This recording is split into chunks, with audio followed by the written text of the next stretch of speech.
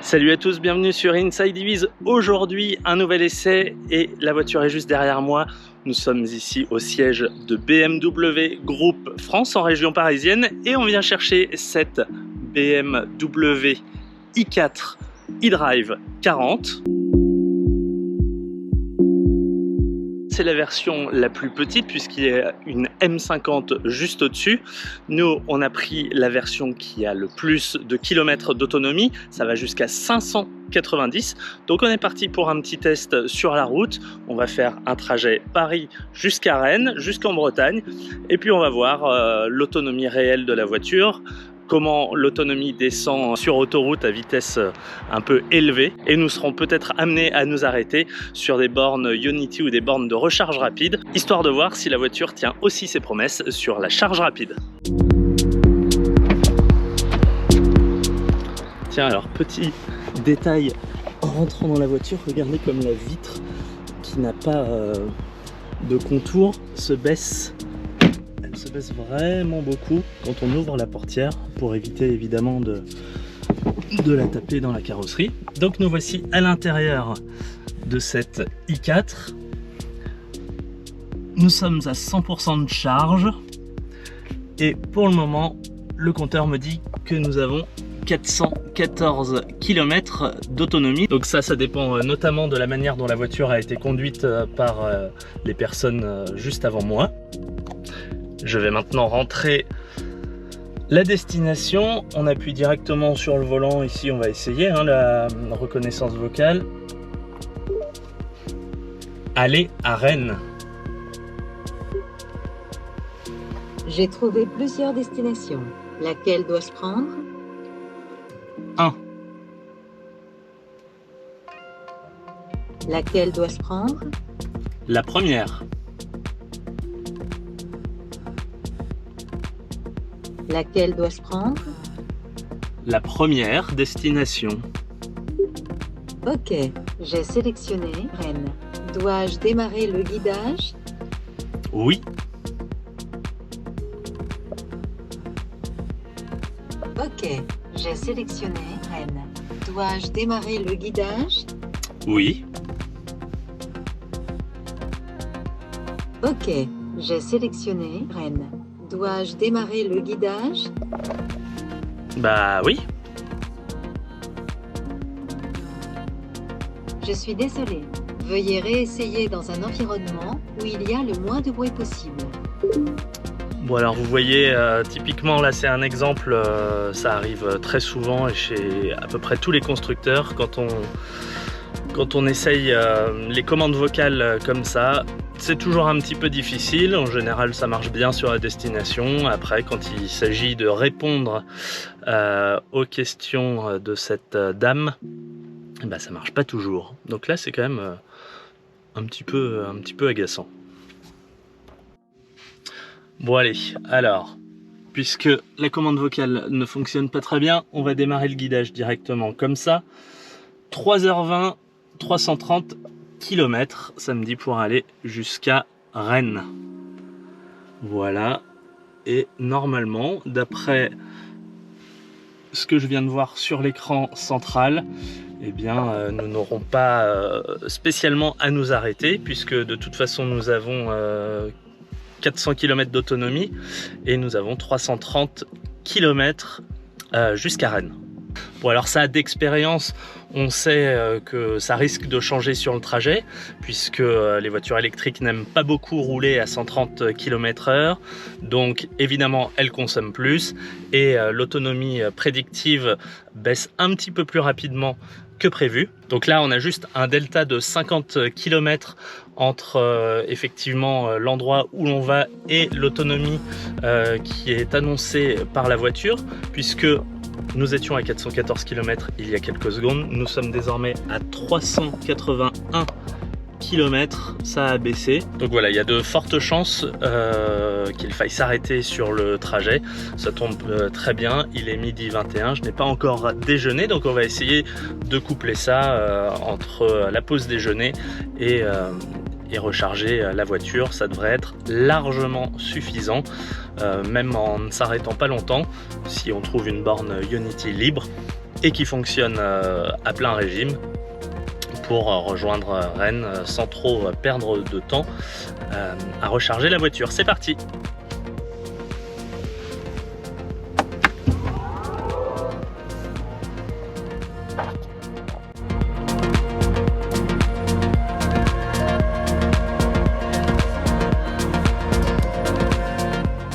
Et me voilà arrivé à la borne Ionity de La Ferté-Bernard. Donc là, on a déjà fait presque la moitié de mon trajet entre Paris et Rennes. La voiture indique que nous avons roulé 1h42 avec une moyenne de consommation de 18,7 kWh au 100 km. Donc je ne me suis pas privé pour rouler à 130, voire un peu plus au compteur, avec la climatisation, avec tout. Alors c'est vrai qu'il faut préciser qu'il fait 20 degrés, donc c'est vraiment aussi une température idéale pour rouler en voiture électrique. Donc on a parcouru 142 km et la bonne nouvelle, c'est qu'ici l'autonomie nous parle encore de 345 km. Donc si j'additionne les 142 km que je viens de réaliser, dont vraiment les 3/4 sur autoroute, plus les 345 qui sont toujours affichés par la voiture, c'est vrai qu'on arrive à plus de 500 km d'autonomie, donc bien au-delà de ce que la voiture affichait au départ. Donc ça, c'est vraiment une bonne surprise. Niveau batterie, nous sommes à 66% restant, comme vous pouvez peut-être le voir ici sur un coin de l'immense dalle. 66% restant. Et alors ce que je vous ai pas dit, c'est que j'ai lancé également en partant de Paris l'application ABRP, et donc en rentrant évidemment le fait que je sois en BM-i4 pour ce trajet, le fait que ce soit la eDrive 40, mais également évidemment mon trajet jusqu'à Rennes.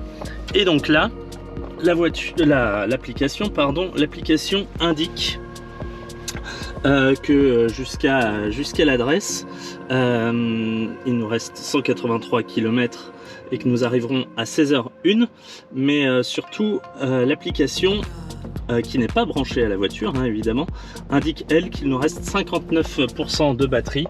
Donc par rapport aux 66 qui sont ici dans la voiture, on est vraiment à quelques petits pourcentages près, vraiment sur les mêmes données. Donc ça aussi c'est vraiment une bonne nouvelle avec l'application ABRP si vous êtes amené à voyager régulièrement, donc qui est vraiment dédié au voyage en voiture électrique. Donc même s'il me reste 183 km jusqu'à mon domicile et que la voiture affiche 345 km d'autonomie, le but n'est pas ici de battre un record ou de voir jusqu'où la voiture va aller en autonomie. Le but, c'est vraiment de voir si on peut voyager dans cette voiture facilement et recharger facilement, voir combien on recharge, par exemple si on prend l'autoroute des vacances, et voir ce qu'on récupère quand on s'arrête sur une pause repas. Et c'est justement ce que je vais faire. Je vais aller m'acheter un petit casse-croûte et en profiter pour recharger juste le temps que je mange, pas plus, pas moins. Et donc on va pouvoir voir combien la voiture va recharger dans le temps imparti. Nous sommes sur une borne Ionity. Donc pour rappel, cette BM-i4 eDrive 40 est capable d'encaisser une puissance de charge de 200 kW. Alors il est très peu probable évidemment qu'on prenne 200 kW puisque nous sommes encore à 66% d'autonomie. Il aurait fallu qu'on arrive bien plus bas évidemment pour que la voiture puisse récupérer vraiment à des niveaux maximum. C'est l'occasion aussi pour moi de voir que les bornes Ionity sont de plus en plus utilisées par des personnes qui roulent en voiture électrique. Et donc là, c'est vrai qu'on est un vendredi milieu de vacances pour certaines zones. Donc je pense qu'il y a pas mal de départs en vacances. Et quand je suis arrivé, une seule borne Ionity sur les 4 ou 5 qui sont derrière moi était disponible. 2 Hyundai Ioniq 5 juste à côté, une Mercedes EQA qui vient de repartir. Et désormais, cette BM-i4, c'est parti, on va recharger. Donc pour recharger, BMW France m'a prêté une carte BMW Charging. Il suffit de presser pour démarrer. Ensuite, on connecte à la voiture. Alors préalablement, et comme je filme d'une main, je vais surtout hop, ouvrir tout ça. On branche.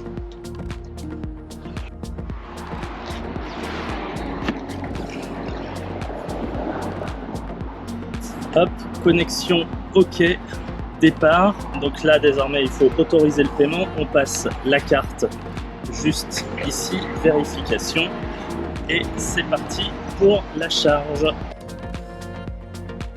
Voilà, alors juste pour info, on vient de démarrer la charge à 66%. Je vous montre pas l'écran parce que évidemment le soleil tape dedans, on ne voit absolument rien. Dès que j'ai chargé, la vitesse de recharge est montée assez rapidement jusqu'à 96 kW. Et donc là ça redescend, ça commence déjà à redescendre. Donc on n'aura pas dépassé les 100 kW de recharge. Allez voilà, je viens de me restaurer, je viens de revenir dans la voiture. Je ne l'ai pas encore débranché, mais c'est pour vous montrer ce qui se passe juste ici. Donc on est remonté quand même à 98% de charge de batterie. Donc là ça nous dit qu'on a 512 même, ça vient de passer à 512 km d'autonomie. Et que ce sera rechargé dans à peu près 10 minutes à 100%. Alors évidemment, j'avais pas besoin de faire tout ça, mais je n'ai fait qu'une pause de 25 minutes. Et donc vous voyez, enfin c'est assez rapide, j'ai quand même eu le temps de manger. Et donc on est remonté vraiment quasiment à la capacité maximale de la batterie de 84 kWh. Donc voilà, on peut vraiment voyager même en s'arrêtant 20 minutes, c'est vraiment très rapide. On peut vraiment voyager loin avec cette BM i4. Donc je suis désolé, il y a pas mal de bruit à côté de moi parce qu'on est au bord d'une autoroute. Je peux pas vous montrer l'écran une fois de plus parce que vraiment on n'y voit rien à la caméra. Je me suis arrêté 27 minutes, j'ai récupéré 27 kWh et donc là à 99% de charge de batterie, on récupère toujours à 30 kW. Donc voilà, il n'y a plus qu'à stopper la charge et à repartir. Donc là j'en ai profité aussi pour faire une mise à jour sur l'application ABRP, donc rentrer l'adresse finale, ça nous dit que nous arriverons à 16h31 quand le système BMW lui nous donne une arrivée à 16h35, 1h42 de trajet sur ABRP, 1h46 sur le système BMW, 183 km pour ABRP, 188 km pour le système BMW. Donc vous voyez que même en n'étant pas branché à la voiture, l'application ABRP donne à peu près les mêmes chiffres quand même que le système de la voiture. Donc on est reparti.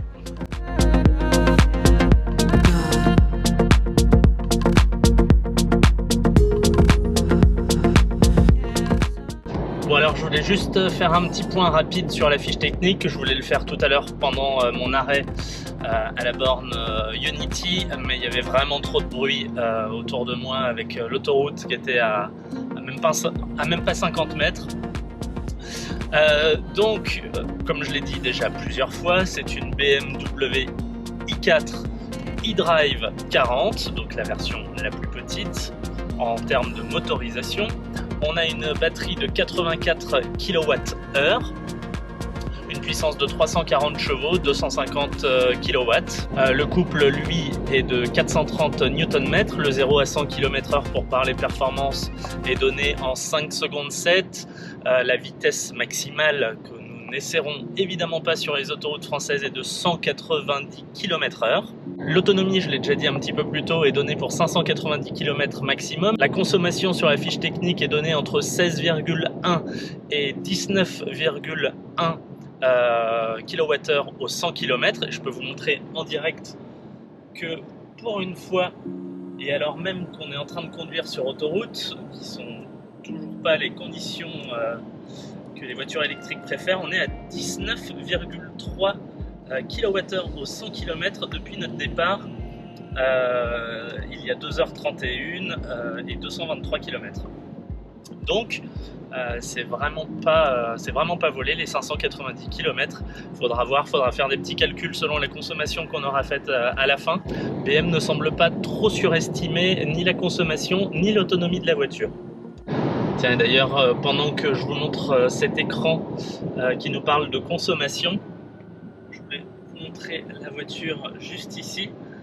C'est un petit détail, mais c'est juste quelque chose que je trouve dommage, parce qu'elle arbore la couleur, la teinte extérieure de véritablement de notre modèle d'essai. Mais en revanche, les jantes sont pas les mêmes Elle n'est pas configurée exactement comme la voiture qu'on a, puisqu'on a des jantes de 19 pouces. Et ça, c'est toujours un petit peu dommage. J'ai déjà remarqué ça hier lors d'un essai d'une autre BMW, en l'occurrence la nouvelle série 2 coupé M240i.